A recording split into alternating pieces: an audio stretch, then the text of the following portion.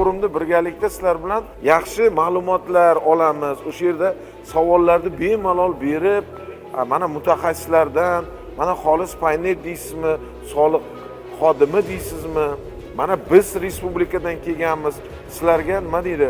Yengillik bo'lsin. Mana shu imtiyozlardan, yangiliklardan xabardor bo'linglar.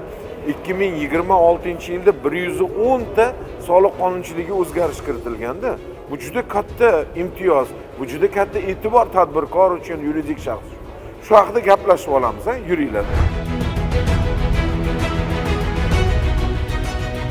Aynan ma'murchilikning o'zida bo'lgan yangiliklar juda ham katta va juda ham ahamiyatli bo'lib turibdi. Ayniqsa to'lovlarni qabul qilish, hisob-kitoblarni yuritishda, naqsiz to'lovlarni qo'llab-quvvatlashda bo'lgan yangiliklarimiz juda ham ko'p.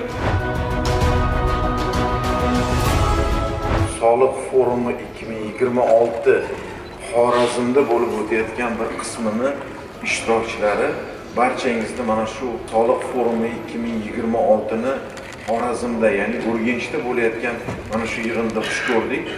Albatta mana boshqarma boshlig'i aytgandek, bugun soliq qonunchiligida juda katta o'zgarishlar, juda katta imtiyozlar, juda katta tadbirkorga, soliq to'lovchiga e'tibor qaratilyapti.